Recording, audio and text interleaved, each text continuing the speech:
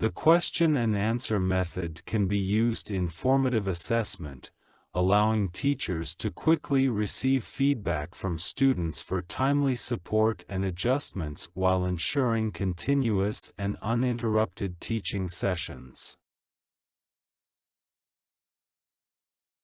The teacher's question and answer system can help students more easily recognize and identify problems that need to be solved, and articulate problem-solving approaches. Consequently, students are trained and develop their mathematical problem-solving competence.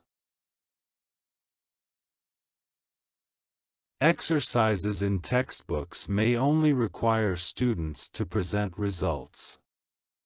Teachers can supplement questions like why and how to prompt students to explain their methods, providing a better understanding of their thought processes and offering timely support.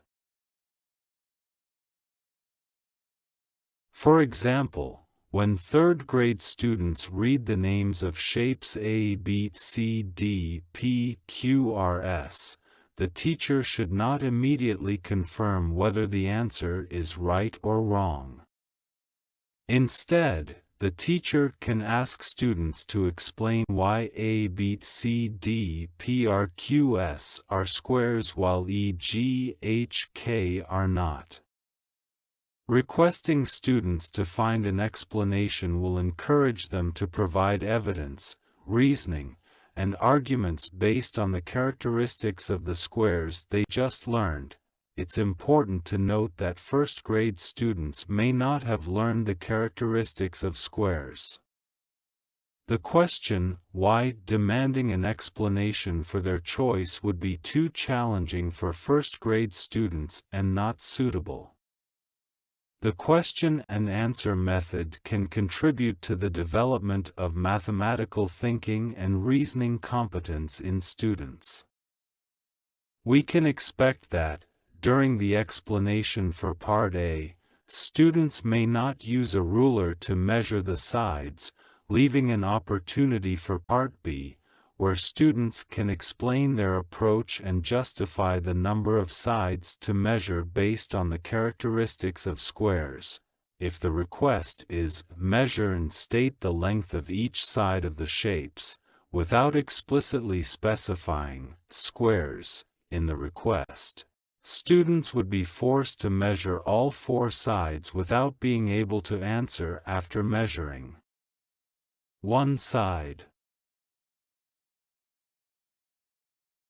Students participating in question and answer sessions with teachers will have the opportunity to develop mathematical communication competence, specifically enhancing listening and speaking skills, and refining their ability to articulate ideas more fluently and confidently.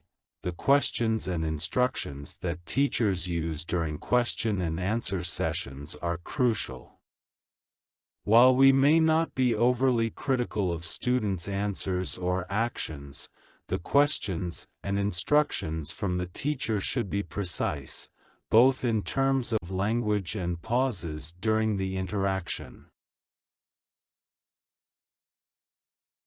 Let's go through the following scenario together. Observe and then state.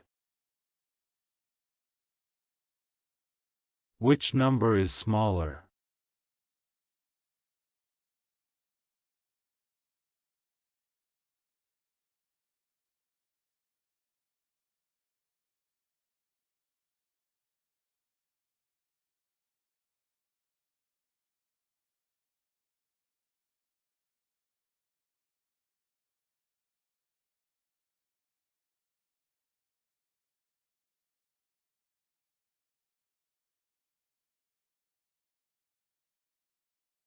Which digit is smaller?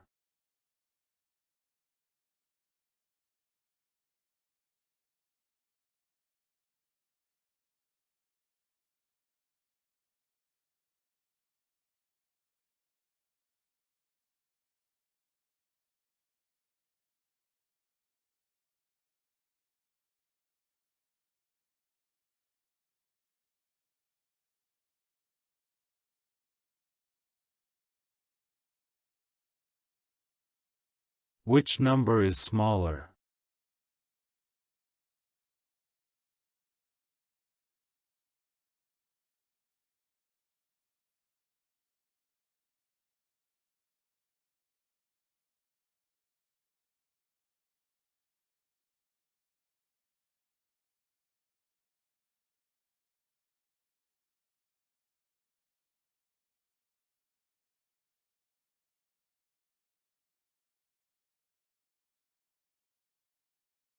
Many people feel unsure when first trying to answer the question, which number is smaller?